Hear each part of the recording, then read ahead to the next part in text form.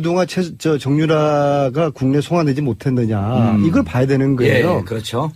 특검이 12월 중순에 제 기억으로 12월 15일 정도 되는데 그때 최초로 정유라를 피의자 신분으로 만들거든요. 자, 그러면은 그 이전에 정유라는 똑같은 범죄 혐의가 있었잖아요. 국정농단의 최대 수혜자고 이대 입시 비리 학사 비리의 수혜자고 예. 삼성 뇌물의 수혜자고 불법 원익 재산을 인지하고 있을 그런 아주 키맨인데 예. 그 이전에 그럼 특검 이전에 검찰은 뭐 왜 했었냐? 정유라를 소환을 할 생각하지 않고 피의자를 안 만들었는지 여기에 대한 검찰을 내부 감찰을 해야 된다고 봅니다. 그다음에 또 아까 주진우 기자가 이야기했던 우리가 독일 검찰을 만났을 때 그때가 1월 초였죠. 최초로 대한민국 검찰이 협조 요청을 한 공문이 12월 27일 날 옵니다. 특검 때였죠? 네. 예. 특검에서. 그리고 지금까지 사실 우리 검찰에서 단 한 차례도 문서로는 주고받았겠지만은 독일 검찰 한 번도 안 갔잖아요. 안 갔죠. 이게 왜 안 두 분 갔을까? 7번씩이나 가는 동안. 이게 왜 안 갔을까? 저는 여전히 특검 내부에서 지금 현재 검찰 내부에서 검찰 내부죠. 우병우 라인이 꿈틀거리고 있다고 저는 생각합니다. 그걸 위해서라면 좀 입장이 바뀔까요? 네, 바뀔 가능성이 큽니다. 무너질 가능성이 있어요. 지금까지 완전 부인. 네, 전면 완전 부인. 예, 예. 어떻게 무너질 것 같아요? 첫 번째 질문에 최순실 씨의 딸은 맞습니다. 예. 예, 최순실 씨의 딸은 맞고, 정윤회하고 최순실 씨하고의 결혼을 92년도에 결혼하죠. 그 다음에 이제 아이가 안 생기다가, 시험관 아기로, 태어난 건 맞습니다. 예, 그 부분도 이제 제가 독일에 가서 확인했었고요. 예. 그리고 딸을 위해서라면. 안민석 주장은 전면적으로 뒤집는. 예. 굳은 발로 하네. 사실 저기 세 명이서 각자 틀려? 주장이? 그 현장을 예. 그 장면을 같이 목격했는데 예. 둘이 지금 갈리고 제가 다른 입장이어서 저는 정유라가 누구 딸인지 관심이 없고요. 예. 근데 왜 그 얘기만 하세요, 의원님? 최순실 씨가 지금 하고 있는 이야기들이 예. 뭐 제 입장에서 봤을 때는 터무니없는 이야기잖아요. 자기 딸 영혼을 뺏었고 안민석 때문에 애플을 맞았고 안민석 때문에 독일 갔고 예. 이러한 이야기를 듣는 국민들은 최순실에 대해서 어떻게 생각할까요? 국민들 야, 잘 못 듣는데 기사가 안 저 나와서. 사람 참 저렇게 턱도 없는 생각하는 사람이구나. 예. 가소평가를 하게 되거든요. 나 이게 최순실은 나는 전략으로 봅니다. 아하. 최태민 씨 아들을 만났는데요. 최재석 씨. 이분이 보아온 최순실은 딱 이겁니다. 무시무시한 사람이다. 아주 치밀한 사람이다. 최순실 네. 씨가. 근데 지금 현재 법정에서 보여주는 최순실의 모습은 아주 허접하고 정말 동네 아줌마들보다 못한 그런 조울, 사고잖아요. 돌출. 네. 네. 그러니까 이게 자신을 작전이다. 과소평가하게 만드는 하나의 저는 전략일 가능성이 크다고 봐요. 그죠? 예, 그래서 최순실의 그런 의도에 대해서 우리가 좀 눈여겨볼 필요가 있고 예. 오늘 지금 이야기하는 게 내일 정유라가 오기 때문에 앞으로 정유라가 어떻게 될까 하지 않습니까? 근데 그게 제일 궁금한 거죠. 그거 중요한데 최순실 씨하고. 그 전에 따져봐야 될 게 왜 그동안 정유라가 국내 송환되지 못했느냐 이걸 봐야 되는 거예요. 예, 그렇죠. 특검이 12월 중순에 제 기억으로 12월 15일 정도 되는데 그때 최초로 정유라를 피의자 신분으로 만들거든요. 자, 그러면은 그 이전에 정유라는 똑같은 범죄 혐의가 있었잖아요. 국정농단의 최대 수혜자고 이대 입시 비리 학사 비리의 수혜자고 예. 삼성 뇌물의 수혜자고 불법 원익 재산을 인지하고 있을 그런 아주 키맨인데 예. 그 이전에 그럼 특검 이전에 검찰은 뭐 왜 했었냐? 정유라를 소환을 할 생각하지 않고 피의자를 안 만들었는지 여기에 대한 검찰을 내부 감찰을 해야 된다고 봅니다. 그다음에 또 아까 주진우 기자가 이야기했던 우리가 독일 검찰을 만났을 때 그때가 1월 초였죠. 최초로 대한민국 검찰이 협조 요청을 한 공문이 12월 27일 날 옵니다. 특검 때였죠? 네. 예. 특검에서. 그리고 지금까지 사실 우리 검찰에서 단 한 차례도 문서로는 주고받았겠지만은 독일 검찰 한 번도 안 갔잖아요. 안 갔죠. 이게 왜 안 두 분 갔을까? 7번씩이나 가는 동안. 이게 왜 안 갔을까? 저는 여전히 특검 내부에서 지금 현재 검찰 내부에서 검찰 내부죠. 우병우 라인이 꿈틀거리고 있다고 저는 생각합니다. 검찰 내부 이걸 감찰을 해야 돼요. 서울시- 왜 정유라를 아직까지 이제서야 송환하게 됐는지, 검찰은 그동안 뭐 했는지에 대한 내부 감찰이 필요하다고 지금 봅니다. 서울지검장이 윤석열 지검장으로 바뀌었습니다. 예. 하지만 우병우의 예. 모든 그 세력들은 그 자리에서 그대로 있습니다. 그래서 최순실을 비호하고 다른 수사를 다른 쪽으로 이렇게 전환하려고 했던 예. 사람들이 그대로 있고요.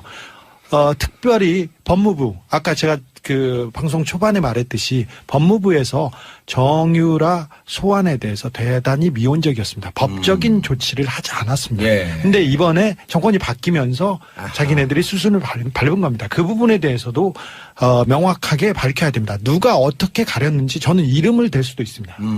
알겠습니다. 김영민 변호사님. 네. 그쪽 내부 사정을 좀 아니까 어쨌든 이 사건을 물타기 하기 위해서 느닷없이 중간 와중에 내부 고발자.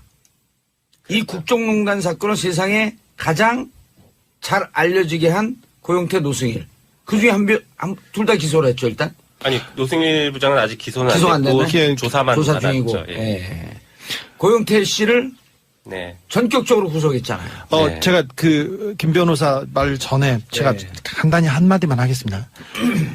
국정농단 사건이 발생했습니다. 근데 서울지검, 그러니까 이 조사에 나선 검찰은 최순실과 박근혜 그리고 이재용 이런 핵심 당사자들에 대한 수사를 거의 안 하고요.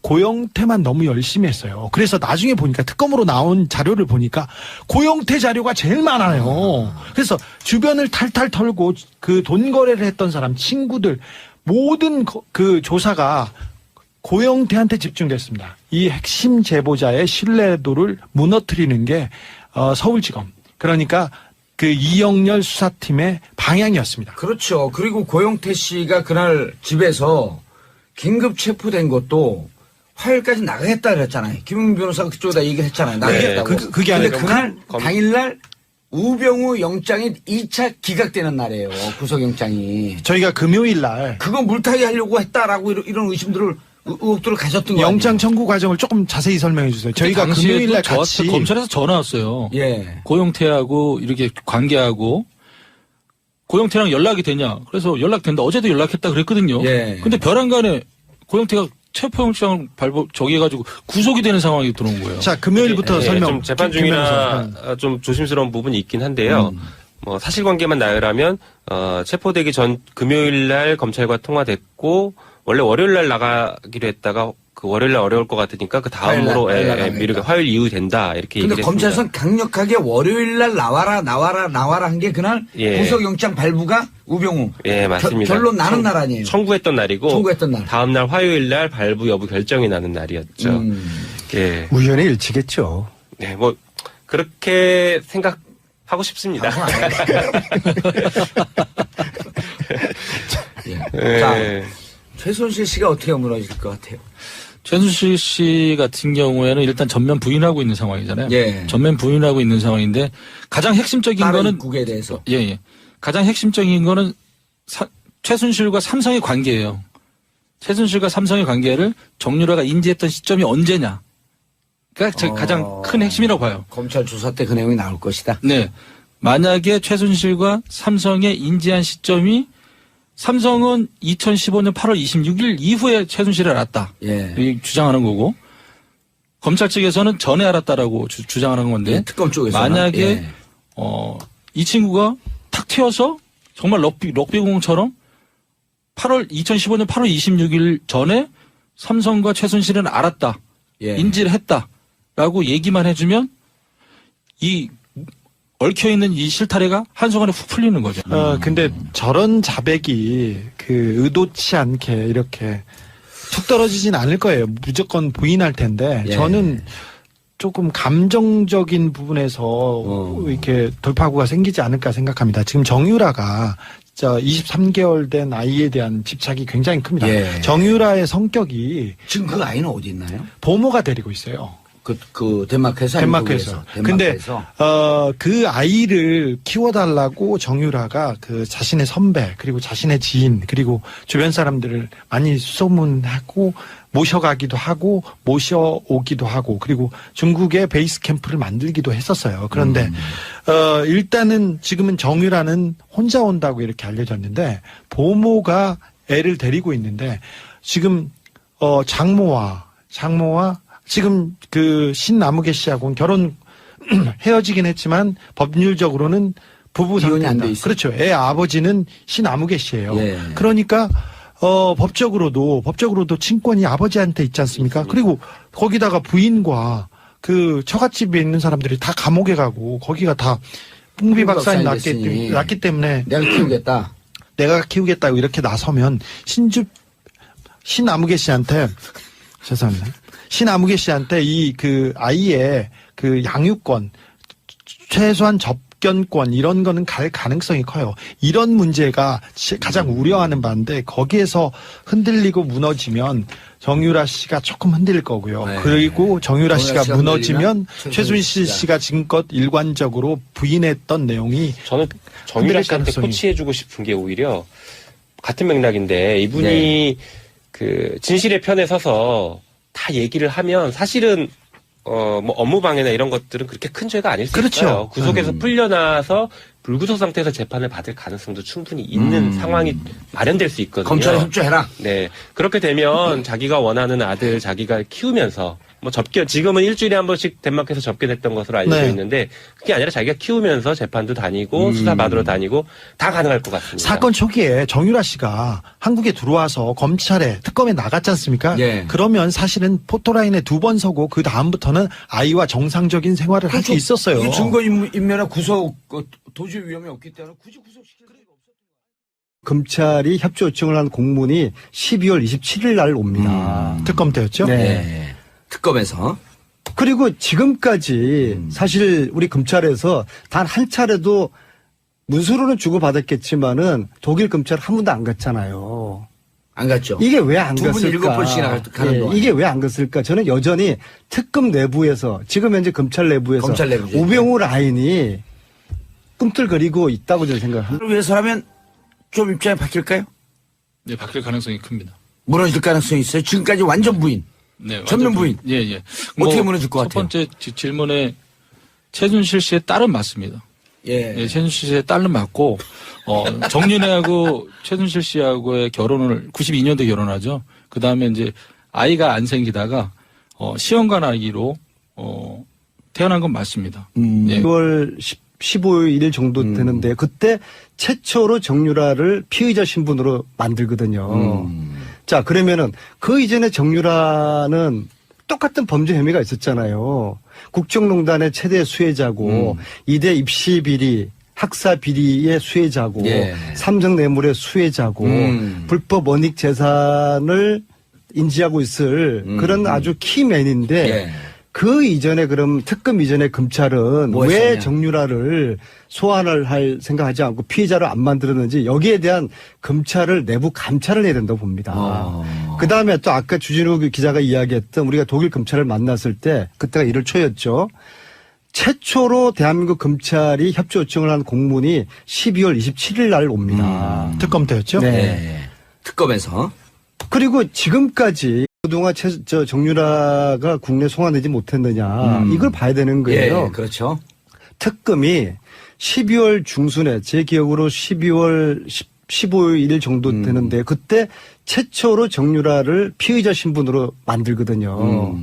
자, 그러면은 그 이전에 정유라는 똑같은 범죄 혐의가 있었잖아요. 국정농단의 최대 수혜자고 이대 입시 비리, 학사 비리의 수혜자고 예. 삼성 뇌물의 수혜자고 불법 원익 재산을 인지하고 있을 그런 아주 키맨인데 예. 그 이전에 그럼 특검 이전에 검찰은 뭐 왜 했었냐? 정유라를 소환을 할 생각하지 않고 피의자를 안 만들었는지 여기에 대한 검찰을 내부 감찰을 해야 된다고 봅니다. 그다음에 또 아까 주진우 기자가 이야기했던 우리가 독일 검찰을 만났을 때 그때가 1월 초였죠. 최초로 대한민국 그 부분도 이제 제가 독일에 가서 확인했었고요. 예. 그리고 딸을 위해서라면 안민석 주장은 전면적으로 뒤집는 예. 그런 말로 하네. 사실 저기 세 명이서 각자 틀려? 주장이? 그 현장을 예. 그 장면을 같이 목격했는데 예. 둘이 지금 갈리고 제가 다른 입장이어서 저는 정유라가 누구 딸인지 관심이 없고요. 예. 근데 왜 그 얘기만 하세요, 의원님? 최순실 씨가 지금 하고 있는 이야기들이 예. 뭐 제 입장에서 봤을 때는 터무니없는 이야기잖아요. 자기 딸 영혼을 뺏었고 안민석 때문에 애플을 맞았고 안민석 때문에 독일 갔고 예.